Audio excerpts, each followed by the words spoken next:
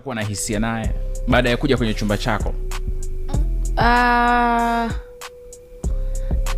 Ulikuwa na chembe kidogo unadondokea kwa mchizi. Alilia?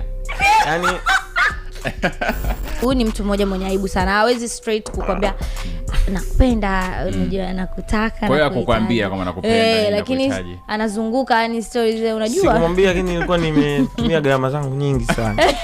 Sababu ni kweli Nandy anapenda kupenda. Na akipenda anapenda kweli. Kweli. Kuzungumzia nafsi yako, afu mimi nazungumzia. Uko unanipenda sana. Kuzungumzia nafsi yako, huwezi kusema unasemaje mtu alikuwa ananipenda sana. Ananipenda sana. Niamini mimi. Sema bana mimi nilikuwa nampenda sana. Afu na mimi nitazungumza kama nilikuwa nampenda sana au kidogo au sio bana. Okay, tukana. Uko unanipenda uko unanipenda. Wastani. Uko unanipenda wastani. Okay, mimi nilikuwa nampenda sana. The Countdown na Mr. Countdown on air with Mila.